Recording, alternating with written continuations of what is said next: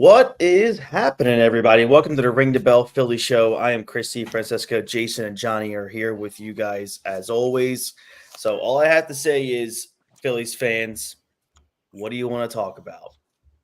How about we talk about Cody Rhodes. the Philadelphia Phillies, who, according to John, probably have like 8 wins in his head, have the most wins in the sport of professional baseball as Wait a we second. talk right now. Can you repeat that again? Oh, yeah, they have the most wins in Major League Baseball right now. Okay. I just wanted to make sure I heard that correctly. That's all. Yeah, correct. It might As be it tied stands, at the end of the night. but right now, they're not. Right now, they're half a game out of first place. This dude can find anything. He can find anything. Listen, he's hurt right now. Rendon's out again. Trout's out, as always.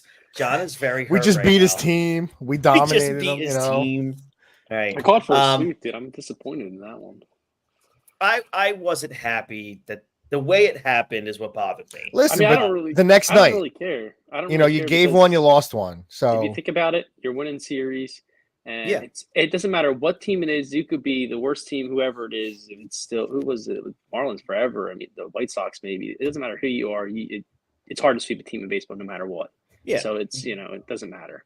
Jay and I have said for years, and this goes back to when we first started the show, all I care about is stacking series. If you win 2 out of 3, 3 out of 4 anytime, you're a really good baseball team. And more often than not, you're going to be big-time playoff contenders. Yes. So, and that's where the Phillies are right now. And their last series loss was what? The Reds, the second series of the season, I think, right? It was I think so. Yes. And then they tied 2, but who cares? You tie a 4-game series, that's no biggie, and right. They're winning Phillies series, that's all that matters. Yeah, Phillies are 7-3 in their last 10. Here's the great thing about the Phillies that they were really poor at last season. Guys, the Phillies are 11-5 on the road.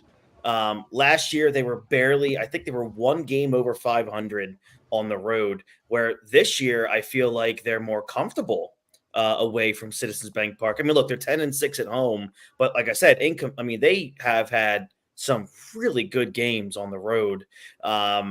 And again, it was posted today by Major League Baseball on their socials. This is the best pitching staff in baseball. I think a combined 2.27 ERA. Let's talk about that right now. Like, guys, right now the Phillies have arguably the top 2 National League Cy Young contenders in their rotation. That's their ace, and no, not the $162 million man, but Ranger Suarez, who could possibly throw Turnbull in there with the way he's been pitching. He's got it's not the strikeouts in the innings that Wheeler has, but I mean he's been spectacular for somebody we gave $2 million for just as to be a long reliever, possibly just starting rotation depth. We didn't even know he was going to be on the opening day roster. Absolutely. I mean, look, as it stands today, Ranger Suarez is 5-0 with a 1.32 ERA. In 41 innings, he has 40 strikeouts. And then, of course, the sexiest stat of all time to Jason is a .63 whip. Dude, I saw that. We all know. He's we get top 5, top 10 in almost everything. I know. Strikeouts, ERA, he's probably first in wins. I don't know any other pitcher who has 5 wins. Yeah, listen, and you are listen, because you did take a shot at Nola. So let's just throw it out there. Over the last 30 days, he has 5 starts. He has 4 wins. Mm-hmm. He has a better ERA than Wheeler and a better whip than Wheeler.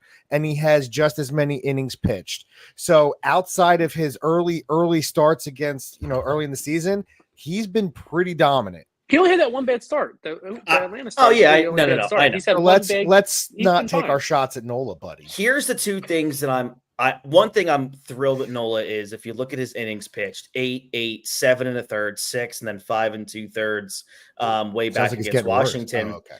No, it was 5 2/3. It just went up each time. Gotcha. The only thing that maybe be a possible worry, is the other than the last couple starts. I mean, he was walking a lot of guys. Like in 2 starts, he had 7 walks. I know Zach Wheeler had that problem, but still, I mean, Zach Wheeler's fine. But I think Nola's doing really well, obviously. But in comparison to, what Ranger and just last night, most people thought last night was an abnormal start for Zach Wheeler. And he still went 5 innings, 1 run. His ERA now is down to 191. Look, guys, he just wasn't sharp last night. Like it's like he was he was missing, but he was barely missing. So he just wasn't as sharp as he usually. But the guy pitched great. So yeah. The real question is, how long can Ranger keep this up? That's a when big you question. Look at I'll it. Ask you. Yeah, go ahead. A 132 ERA, a 0.63 WHIP, a batting average against of 1.153. So he's been damn near untouchable this year. Mm-hmm. So it's probably the best left-hander in baseball. How many innings? Yep. What's his max innings right now? He's pretty close to leading the staff in innings. You know, I expect a drop off, not that big, but I do expect a little bit. But can he stay around a 2 ERA, high 1.9, low 2s? That's the question. Because if he can do that, again, I said it before, if Ranger's the guy, it opens up the moves. It really opens up what you have to do at the deadline, not just going after a starter. And we've been saying for the last 2-3 years, even before we started the show, can Ranger turn into the guy what you've always seen the real peaks he's had? Can he be that consistent over a season? Really seems like he's putting it together. I'll give you something to think about, and maybe this is a credit to why he's pitching so well. Is his first year as a starter, he started in the bullpen, and they saw how great he was. They put him in as a starter. That was his first year as a starter. Then you had 2022. He had the visa issues during spring training, so he barely got the spring training that he should have had. And then last year, he had the forearm inflammation or whatever it was in early spring training and during the World Baseball Classic. So he missed the first month of the season. And now that you're talking about, it's his fourth year as an actual starter, or really third full year as an actual starter. He had the full spring training. He was ready to go. There was no issue. So maybe that's what, he finally got the chance that this is actually his first full season, going from spring training, getting the full work as a starter and ready to go. And maybe that's just, it's helped him out because you've noticed in years past, he wasn't as great early on. And during the end of the year, he started getting better. But then you see late in the season, as Jason said, he just gets tired. He had the good spring training this year and his fourth season. And maybe he can keep building on that. Because, you see young pitchers, even Strider's first year in baseball, when he got to the playoffs, his fastball just wasn't. When he got to the playoffs, so he was dominant. When he first started, all year he was throwing 99 miles an hour, and then he the home run to Reese was one of the slowest fastballs he's ever thrown in his major league career, that home run. So maybe he finally has that. He has the full workload. He's ready to go. He came prepared. He didn't have any arm issues. Nothing to get. But with 155 being his max, and then after that is 125, and then 106, like this. At what point do you get worried that? Maybe a 6-man rotation may not be the worst thing at this point because you're number 3 with how great, like you mentioned, with how great Turnbull's doing. Maybe you really look at a 6-man rotation. It helps. I think. I will say, remove him out of the rotation. I mean, you can't. I'll say this though: you have to remember. You have to take this into account too. If you have that 6-man rotation, that's an extra day rest for guys like Wheeler and Nola. Wheeler was very open after his start yesterday. He did not like the extra day of rest. So this is something that you're going to have to pay attention to. Maybe you could throw Wheeler. I feel like maybe a guy like Wheeler and Nola, you can throw them every 5th day and just alter the other dudes. I don't know how that works. That feels like something you're going to have to do. He was very frustrated. When he talked after his start yesterday, and he was saying Nola's he's also not that a fan. guy who Nola said it before. He's not that guy who likes change. He's one of those. Well, they're routine, very routine. When his thing, when he gets an extra day pushed back because of a day off, he hates it. So it's just they know. And I know Nola likes throwing every 5th day, and I'm sure Wheeler's the same way. He likes throwing every 5th day, and he knows he's going to throw every 5th day. So yeah, and look, the Phillies would be really foolish to not listen to Wheeler, given how important he is to the team. It wouldn't be surprising, if his thoughts on the matter impact what the decisions on that rotation are going to be, especially just say later this week and going into the weekend. You got between what Wheeler wants, Turnbull's stunning, excellence this year, Ranger just incredible, and then the financial commitment they've already made to Taijuan Walker. There's a lot that's going to go into this, and I really want to see what Topper does with this. And I'm looking forward to seeing how they handle the situation going forward. Like when your ace says he doesn't like time, that extra day off. You got to work around that and make sure then, okay, well, then you're not going to get that. You're going to be on your normal routine. And that makes sense. Look, the bottom line is, though, the Phillies, they won Wednesday. They won the series against Anaheim. They're 6-0-2 in their last 8 series and 21-11 on the season. They are absolutely rolling, boys. They're better than most teams on paper, and it's pretty much played out every night the last 3 weeks. If we look at the last month, which we are now fully into May, going into like Wednesday, this is the ranking that the Phillies have in terms of their rotation in Major League Baseball. First in innings pitched, second in strikeout rate, 11th in walk rate, second in ERA, second in FIP, first in xFIP, and then 7th in home runs per 9 innings. And it's just been dominant. It's just so dominant. And what's even better, the most impressive thing to me is, Jason, and you can comment on this if you want, is the fact that they've the first in innings pitched over 190, almost 190 innings pitched already. That's incredible. Like for a league that tries to stop throwing their starters in the 5th and 6th inning of games, Ranger, Nola, Zach Wheeler, they're going into the 7th and 8th innings of games. And, how important do you think is that right now? And do you think, are you worried at all that, like you said earlier about Ranger, are we going to get to a point in September, maybe late August, September, where we're going to have to dial back on these innings? Well, you have 3 dudes in the top 17 in the league in innings pitched. So, yeah. Listen, I'm not worried about him at all. Yeah, never. I feel like Nola, his up and downs, we know what he is, but he's going to give you 200 innings. Wheeler, there is a concern because he has had that tired arm in the past. So you wonder, it's always in the back of your mind that later in the season, if he's thrown a lot of innings, is he going to get that arm again? It's just the way it is. And again, like we said earlier with Ranger, so I know they're creatures of habit, but you do have to worry a little bit. But then on the other side, it's tough to really pull in the reins when you're pitching that well. So it's that fine sword, and you're damned if you do, you're damned if you don't. Because if they're rolling, let them go. Just let them keep going. But then there is that issue. So that's a tough decision for Top Rod. John hates every move he makes, and I'm not going to be, John's going to be upset with whatever he does here. But it's tough. I really don't know.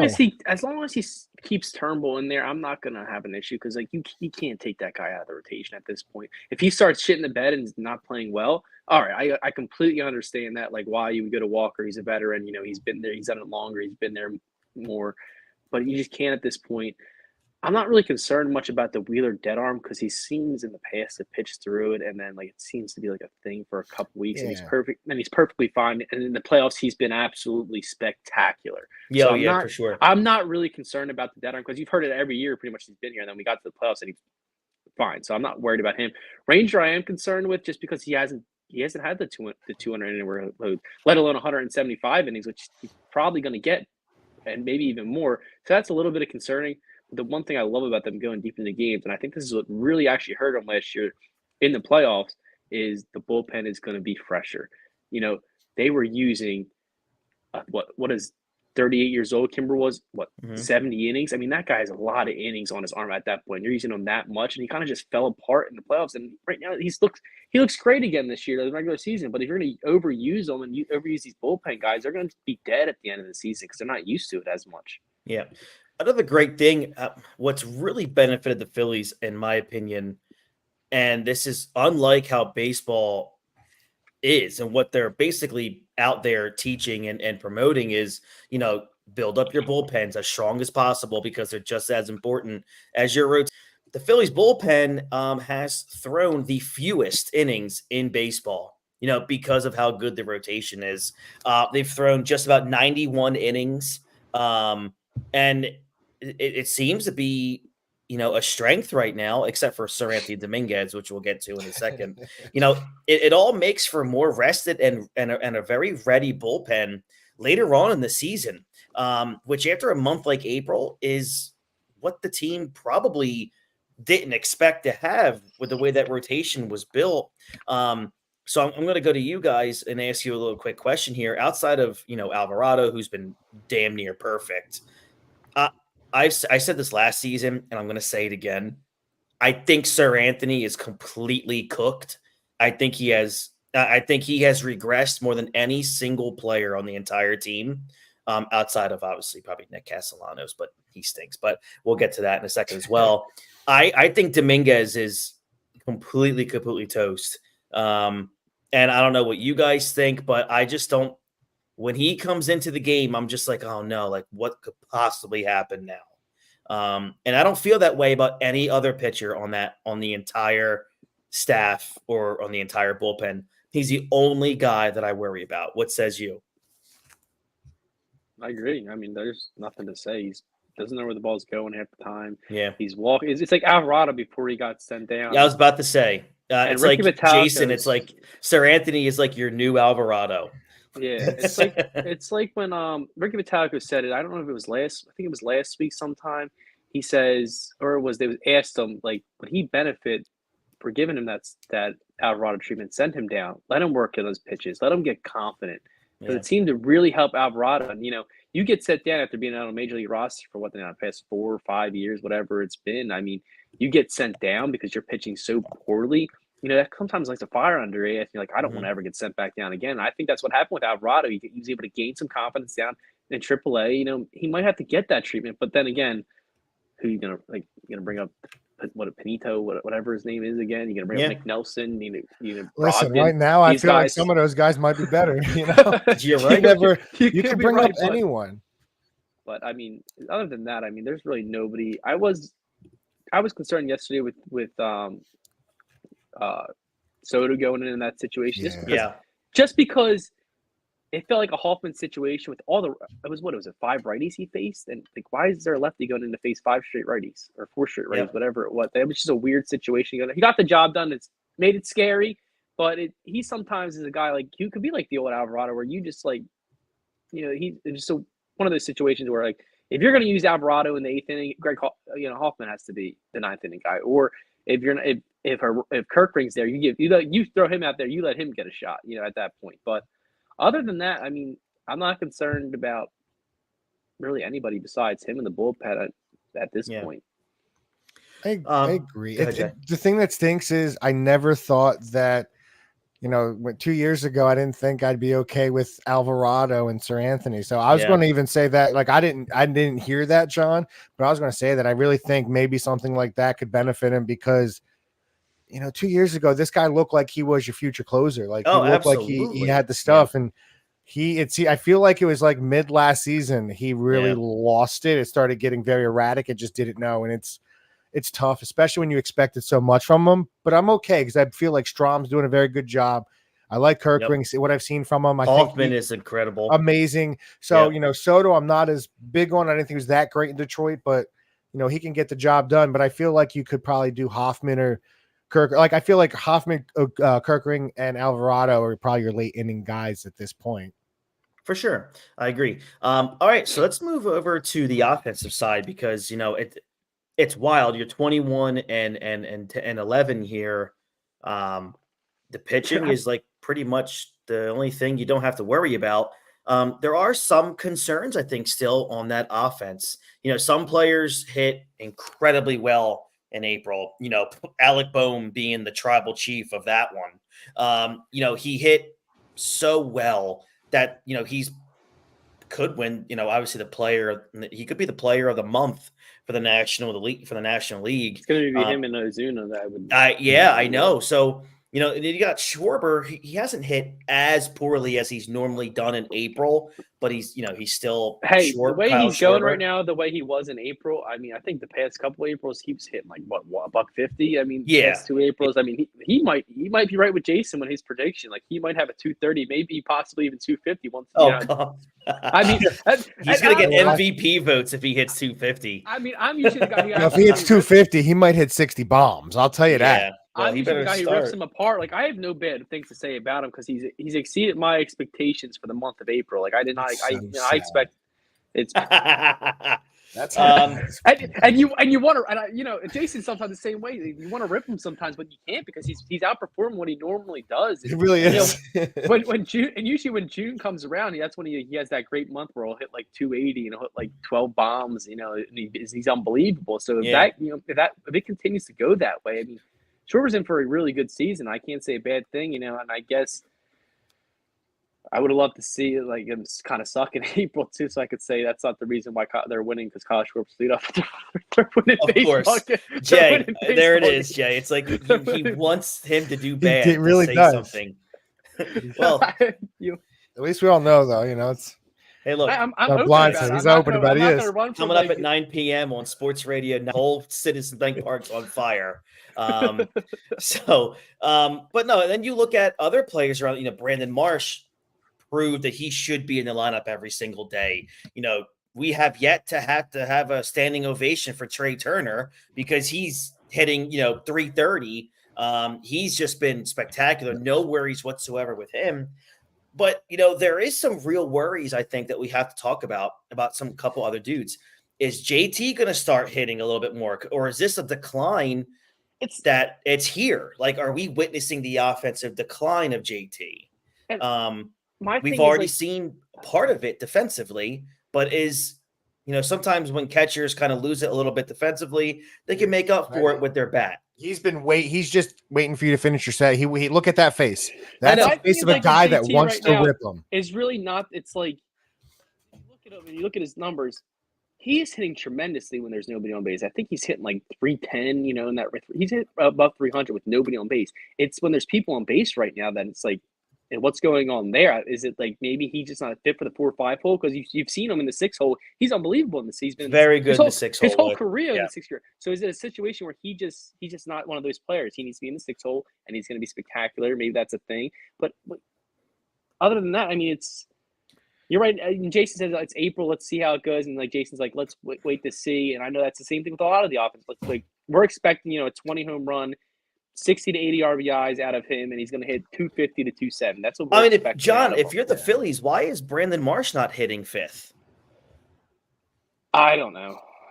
There's a lot of questions. I don't know the answer to. I mean, the guy sitting above. I think is really that's really the thing. They obviously don't trust him to play against lefties all the time. He'll get it if it's back-to-back lefties. He's getting a day off, so that's simple. And same with Stott. So they obviously don't trust him in that situation. So you really think they're going to trust him in the 5 hole? The Stott one bothers me so goddamn bad. He's hitting lefties better. He hits he's terrible against righties. So why are we benching him against lefties? It makes no damn sense. Just letting you know, against lefties this season, Marsh is hitting 167. Yeah, that's tough. I understand that. There's a good defense. That's a good defense. You can't really get mad about it. How many at-bats does he have? 16 at-bats? Hold on. Now I got to go back. He's had 24 at-bats. All right. I mean, he has a decent amount at bat, but Now, Bryson Stott against lefties. But then my thing too is if you're gonna Stott's hitting 238 against lefties this year and 21 at-bats. Well, what's he batting against righties this year too? 221. He's hitting better against lefties. But my thing with Stott Marsh worries the most. If you're really worried about Marsh hitting against lefties, you should have went out and signed an Adam Duvall. You should have went and signed out a Hunter Renfroe. One of those guys who's a power-hitting right-hander who has good success against lefties to play in that position, not Christian Pache. Yeah, I like what Pache gives me more. By the way, JT's hitting 305 against lefties. So that's pretty good. I like what Pache gives the defense. I'm okay giving up some of that offense to have spectacular defense because we had to watch Kyle Schwarber, yesterday, and it's never fun getting to watch him. I think that one double by Neto, it was like I looked at it like, Marsh is out there. He's probably diving or sliding and possibly catching that ball, and it's not even a base hit. That's another problem that I was going to say is are we seeing Bryson Stott completely lose his aggressiveness at the plate that he had last season? Yeah, because for some reason somebody told him he should walk more because he's trying to work more walks. He said that. Like what's why? The word I'm looking for? I feel like he's having very passive at bats. You can just tell he's up there sometimes looking to walk. And I'm thinking that's not what you were good at last season. Somebody told him that I don't know who it was, but I think they want him to be the future leadoff hitter of this team, obviously, and a lot of us expect that to be. And somebody probably told him you need to get on base more, and working walks is the way to do it. And I think it's really affecting the way he's hitting, because he's a guy who swung a lot. But he worked the count. He didn't swing at balls many times, but he worked the count. He's found balls off. Now he's not being as aggressive going after that pitch, even though it's last year. Didn't he see like the most pitches in baseball per at bat? So that makes still only had But he only had like 40 walks. Like, I'm okay with him not getting on base as much. If he's leadoff and he's seeing those pitches, now your whole lineup gets to see more pitches, and it makes the pitcher tired. So I just don't get the take. Like, why are you striking? Yeah, why are we not hitting more? He's trying to. He wanted to work more walks this season. That's like it's true thing. Like, that is the report. Like they like, I don't know why. Like, it's not like I'm making that one up. Like, he's trying to work more walks, and it's stupid. Like, because he's gonna take a pitch that he normally would swing at, but it's like, it's not his pitch. Like, he's looking for his pitch until he has like two strikes. I think a lot of the reason we haven't seen many changes down below in that lineup is because Stott's struggling right now. If Stott was what he was doing last year, hitting 285, 290, then he's your 5-hole hitter. Then he's probably your 5. I mean, that lefty 5, but we're not getting that right now. Moving on to the next player that we have to talk about, and he's the new. I told you I said this to everybody 3 weeks ago. He is the new Kyle Schwarber of the 2024 season. Nick Castellanos. I mean, he hit the game-tying home run the other night, which is fine. But still, I mean, he's got an OBP this year of 250. He's hitting. His OPS this year is 504, 2 home runs. He's a negative WAR player right now. Over his last, week, he is hitting 230. Bohm is slugging higher than his OPS. Yes, I know. In the last, obviously, the whole month, in 26 games, he's hitting 194 with a 240 on base percentage. What do we do? He's hitting 180 against righties and 200 against lefties. He doesn't get on base. Like, I think he's on base. I think he's on base for the most walks in his career. He's just not hitting the baseball. Least when Schwarber wasn't hitting, he was walking. He was getting on base. What Castellanos? I hate to say it. He just had another what is it called? A golden sombrero. He had 4. He went 0 for 4 strikeouts the other day or yesterday. Tough. Yeah, he's become a legitimate automatic out. And when does this become a real problem?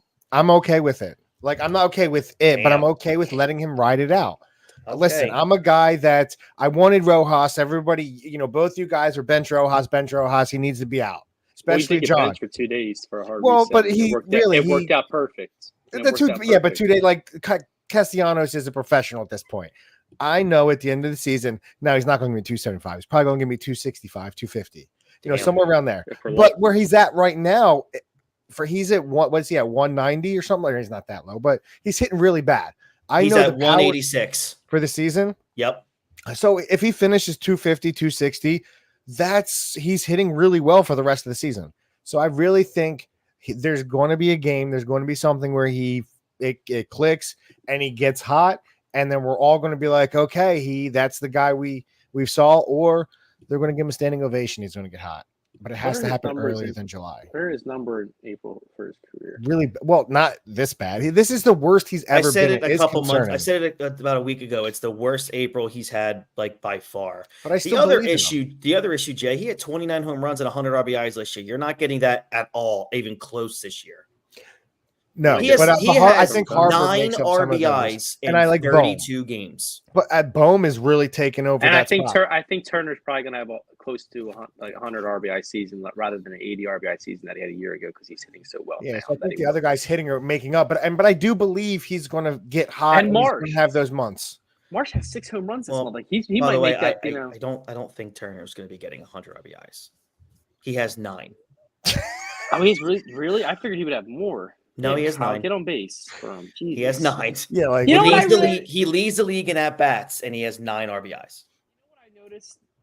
We haven't had a game where really there might have been sprinkled one in here where like we started the game off with Schwarber walk, Schwarber single, and then a Turner single or Turner double, or Turner walk. Like we really haven't early in the game, like early in the first inning. We haven't had that really this much this year, which we kind of were expecting to happen last year. It just really hasn't worked out for both of them yet, where they're just it'll happen, but I'm just waiting for it. I never expect it because the one guy bats 200, so I really don't expect it to ever happen. I'm just saying right now, I'm gonna preach it here at May 2nd. So you guys, of course, will remind me all year. I have zero hope that Nick Castellanos is going to significantly turn it around. Really? Nick Castellanos is going to be Nick I Castellanos. think Nick Castellanos is a very, very lazy offensive baseball player. And I can tell nothing. He does not improve anything. He's one of those guys that will refuse to fix something offensively if it needs to be fixed. Because, and look, if he was 27, 28, Jay, I'd say, sure, he'll fix this. He's not. But his career, the dude's a career 275 hitter. So I know he may not he's not going to get to 275. But I know it's going to click and he's going to get hot. He's not going to hit 29 and 106, but I very well think he could still get to 20 home runs this season and get you 85 RBIs. I think he ends up where he's betting that lineup 65. I think I'm going to take the over on that. I'm going to put $1 down over on each of those. Over. I'm taking home $3.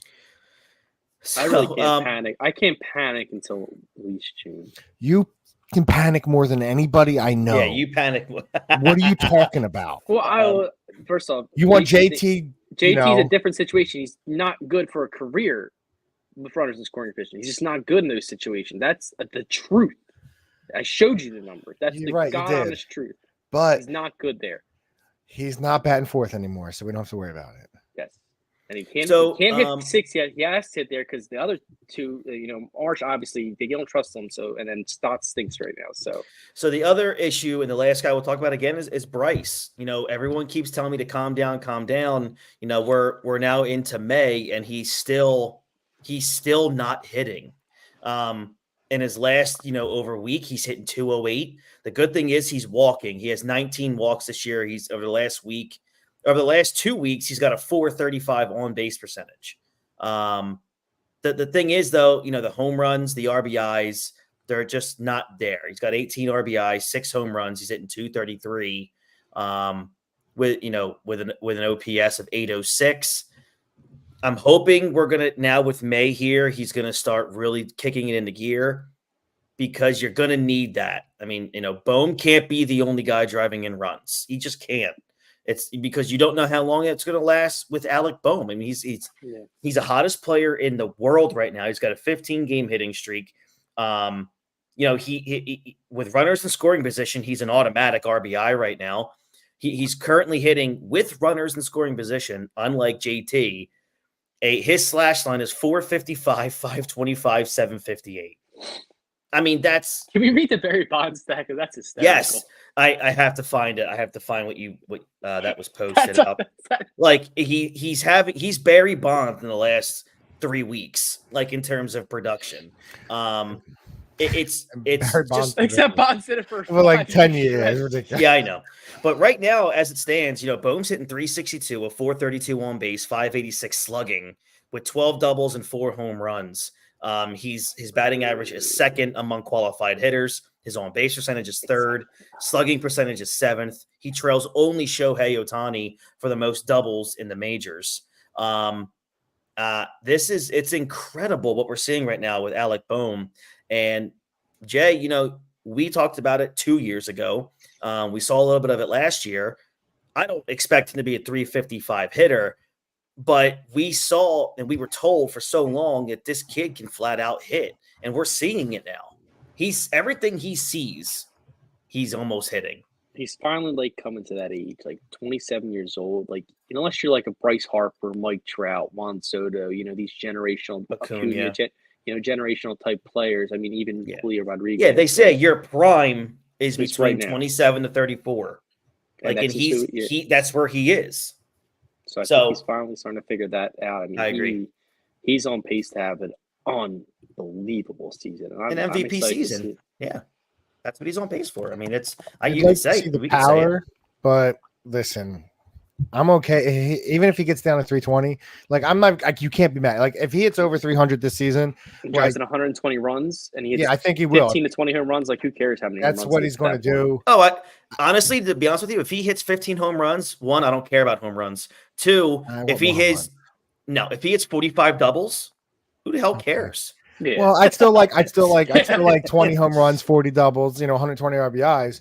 I'll take 20 and 45 any day. But I do think, the Harper thing, I don't want to say concerns me because, listen, we've seen this in his career, even in Washington. His MVP season, he had 211 in May and 1 home run. But he's had those seasons where he's hit like 30 home runs and only batted 260, 230, 240, I think was his 1 year. So even when he got here, you said his first 2 seasons were 260. Yep. So he's not going to stay at 230. I know he's going to finish around 250. No, I think he's going to really start ramping it up now. But I do think the power numbers and the RBIs are tough. It really is going to depend on how much Turner's getting on base. But I do want to see, because I think the runs will increase because of Bohm. So, but I think the power numbers will get there. The power numbers will finish about 25 to 30 home runs. If he bats 250, 260, it stinks, but Turner and Bohm are really stepping it up. Yeah. And just think about it. He may have not been great this month, but the previous 2 seasons, we would hit some for both, a month and a half, twice. So, like, really, at least we're getting him for this month and a half. Even he might be giving us nothing. He's giving us better than Derek Hall and all the other morons we had out there. Right. I agree. All right. So as we wrap this one up here, we have a 4-game set at home against the San Francisco Giants that kicks off tomorrow night and through the weekend. I think they have Mother's Day weekend this Sunday down at Citizens Bank Park. What are you guys expecting this weekend? 3 out of 4? You guys expecting a sweep? I mean, I'm expecting at least 3 out of 4. What are you guys looking at here? 3 out of 4. Yeah, I think it's hard to sweep a team in baseball. If they get the sweep, I'll be ecstatic. But of course, they're a decent team. They have some good arms, some decent bats. But I'm expecting, a 3-1, and anything less is a disappointment. Hey, look, and we talk. So Jason's saying a sweep. So if let's just say that they win 3 out of 4, they go for the sweep by Monday morning, guys. I mean, there's a really good chance the Phillies are either tied or ahead. It could be a game and a half up by Monday. Yeah, it could be a game. If they go 4, they're probably tied unless. Well, they're half a game out right now. Yeah, they're only half. I think you go 3-1. There's a good chance you're tied for first place. They have a game Monday. Yes, we are. Yes. Do they? No, we do. The Phillies do not have a game on Monday. No, the Phillies do. No, I'm talking about the Braves. The Braves have a game. Oh, the Phillies do. Yeah, I'm sorry. They have Braves do not. Their 4th against Braves the do not. Giants. There's a possibility they're a half game, or I think they're a half game or a game and a half by Monday. To be honest with you. Well, no, that game would put them at half. Ahead. So no, that game it'll be even. It'll probably be 1. It'll only be 1. Yeah. Okay. So they'll be 1. They'll be okay. But listen, they sweep. They might be 2 games because they got Atlanta has Dodgers. Listen, I said we could get about 20 wins and we should have finished with around that many wins in April. We had the best April in history. They're pacing for 106 wins. And we're sitting here talking about the Mets, Castellanos, Harper, Stott. I don't think they're all going to struggle this season, the whole year. Like, I don't think the other guys are going to get it hit as hard, but right now it's great with the ebb and flows. It's not just Harper struggling, the whole team struggling. Harper struggling, Casty struggling, Stott struggling, and we still have the most wins in baseball. So let's enjoy the GD ride this season. I think it's going to be a good one. Well, so far, so good. That's for damn sure. So if you guys are watching us on YouTube, smash that like button, subscribe to the channel, and of course, ring that bell for notifications on when we're going to go live again, which will be most likely. We're not going to be doing a Sunday show because the Phillies have a 4-game set. So I guess probably Monday night we'll be back here. But yeah, it'll be weird. An odd Monday show. But we'll be here. Thank you guys so very much. Again, at Ring the Bell 856 and all the socials. If you guys are listening to the audio version, again, thankfully everything was fixed. So I appreciate you guys checking us out from an audio. If you listen through Apple Podcasts, please leave a star rating and leave us a review. It really does help us. It's been helping us out a lot lately. We're getting more and more downloads audio-wise, and I saw a couple new comments and reviews. So thank you very much for still holding on to that 5-star label on Apple Podcasts. So thank you very much. So yeah, thank you guys. Jay, John, hoping for a big weekend. 4-game set against San Francisco. Could be a first-place Phillies team by Monday. It's incredible. Let's go, baby. All right, so thank you so much, and we'll check you guys out here on Monday night, and we'll catch you all down the road. Have a great rest of your weekend, and as always, everyone, go Phils.